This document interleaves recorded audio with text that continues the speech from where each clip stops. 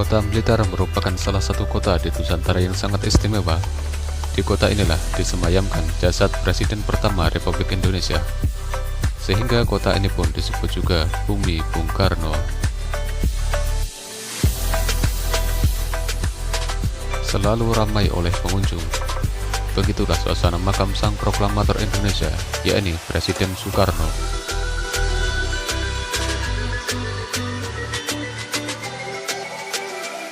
Tak banyak yang tahu, selain berjasa dalam menyatukan bangsa dan kemerdekaan Indonesia, beliau juga turut berjasa dalam dunia muslim dan juga perdamaian dunia.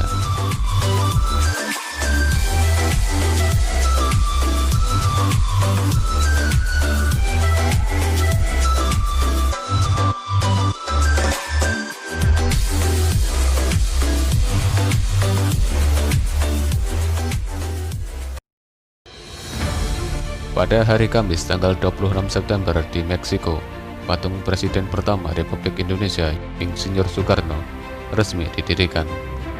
Hal ini sebagai bukti atas jasanya yang besar di Meksiko, bahkan di dunia. Presiden Soekarno sebagai tokoh perdamaian dunia yang berjasa dalam mendorong kemerdekaan bangsa-bangsa di dunia dari penjajahan.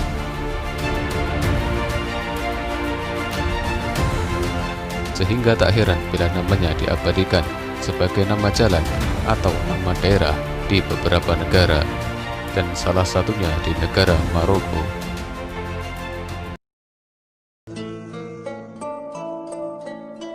Presiden Soekarno dianggap tokoh yang berperan dalam kemerdekaan bangsa-bangsa Asia Afrika. Dukungan Indonesia mendorong Maroko aktif dalam konferensi Asia Afrika di Bandung.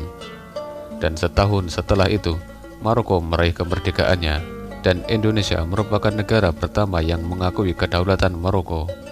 Dan sebagai wujud dukungan Indonesia, yaitu dengan berkunjungnya Presiden Soekarno ke negara Maroko. Sebagai apresiasi dari Raja Muhammad Khamis, nama Presiden Soekarno diabadikan sebagai nama jalan besar di kota Rabat, Maroko, yang dikenal dengan Rue Soekarno.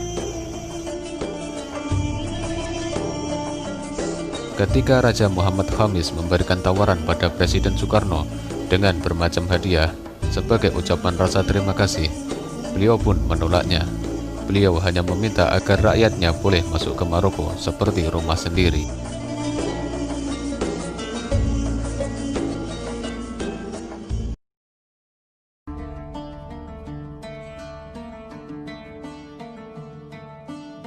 Ahmed Soekarno merupakan nama jalan yang berada di kota Al-Ghazal. Hal ini sebagai bukti atas jasa-jasa Presiden Soekarno di Mesir. Di masa pemerintahan Presiden Soekarno, Indonesia memiliki hubungan yang harmonis dengan Mesir, yang kala itu dipimpin oleh Presiden Gamal Abdul Nasir.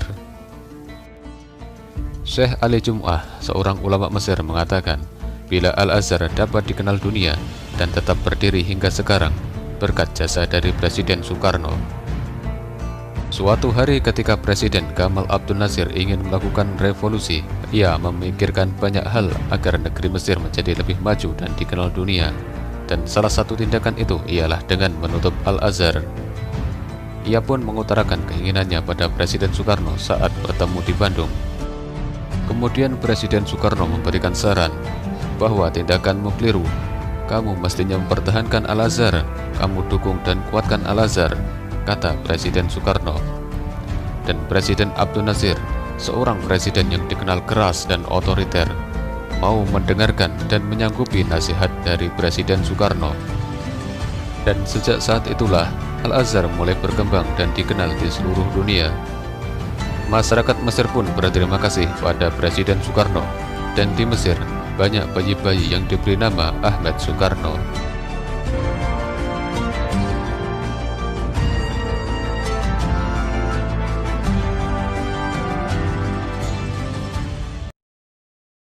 Padang Arafah yang dulunya merupakan gurun tandus yang sangat panas menyengat, namun kini menjadi banyak ditumbuhi pepohonan, dan udaranya pun menjadi lebih sejuk.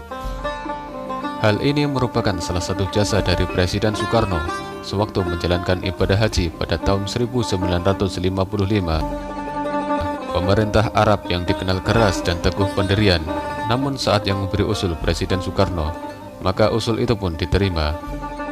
Dan pohon ini pun dikenal dengan pohon Soekarno yang kini tumbuh subur tak hanya di Arafah, tapi juga di kota Mekah dan beberapa kota lainnya. Presiden Soekarno pun juga turut berjasa dalam merancang renovasi Masjidil Haram. Sebagai seorang arsitek, beliau turut memberikan ide-ide arsitektural. Dan salah satunya yaitu membuat bangunan Sa'i menjadi 2 jalur dalam 2 lantai.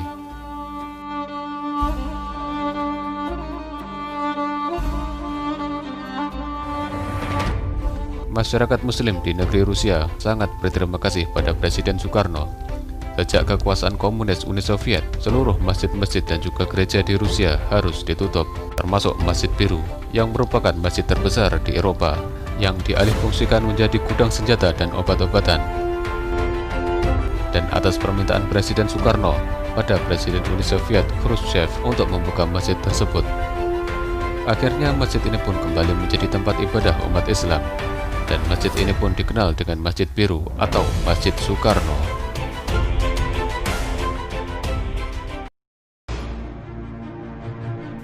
Di awal hubungan kerjasama antara Indonesia dengan Uni Soviet, pemimpin Uni Soviet Presiden Nikita Khrushchev mengundang Presiden Soekarno untuk datang ke Moskow. Namun Presiden Soekarno tidak mau begitu saja menerima undangan tersebut, hingga akhirnya beliau mengajukan sebuah syarat, yaitu untuk menemukan makam Imam Bukhari. Dan Presiden Khrushchev pun mengupayakan untuk menemukan makam sang imam, namun tetap tidak membuahkan hasil. Akhirnya Presiden Khrushchev meminta syarat lain pada Presiden Soekarno, selain menemukan makam tersebut. Namun Presiden Soekarno tetap bersikeras dengan syarat tersebut. Setelah mengerahkan anak buah terbaiknya dan mencari informasi dari sesepuh Muslim, akhirnya makam Imam Bukhari berhasil ditemukan, meski keadaannya sangat memprihatinkan. Maka dilakukanlah pembongkaran besar-besaran, dan setelah semuanya selesai, Presiden Khrushchev kembali menghubungi Presiden Soekarno. Dan tak lama kemudian, beliau pun menyanggupi undangan tersebut. Sehari setelah kunjungan ke Moskow, Presiden Soekarno dan rombongan singgah ke Samarkand untuk berziarah ke makam Imam Bukhari. Menurut penuturan juru kunci makam Imam Bukhari, beliau tiba pada malam hari dan langsung membaca Al-Quran hingga pagi hari tanpa tidur.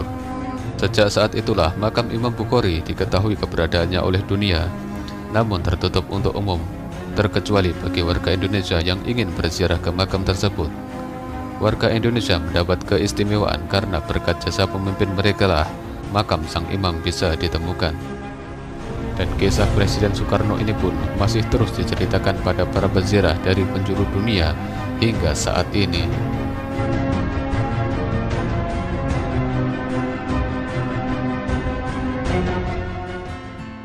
Sebagai seorang pemimpin tertinggi di negara, lantas tak menjadikannya bersikap keras dan otoriter, ataupun berpaham komunis seperti yang diisukan untuk menjatuhkan nama baiknya. Di dalam pemerintahannya, beliau pun selalu didampingi oleh para ulama, dan beliau pun juga sangat mencintai para ulama. Tak banyak yang tahu, bila sebelum Indonesia merdeka, Presiden Soekarno sempat nyantri atau belajar pada Habib Ali Kuitang, seorang ulama terkemuka di Jakarta. Di setiap kunjungannya, beliau pun selalu menyempatkan diri berkunjung pada ulama setempat, baik untuk meminta nasihat ataupun meminta doa, dan tak jarang pula berziarah ke makam-makam para aulia.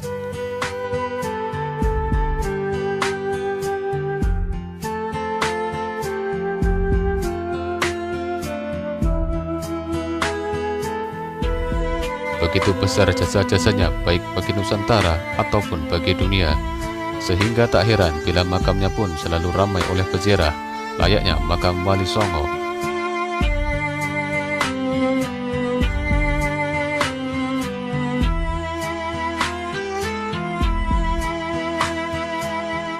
Dan tak sedikit pula yang menganggap bila beliau merupakan waliullah yang mulia.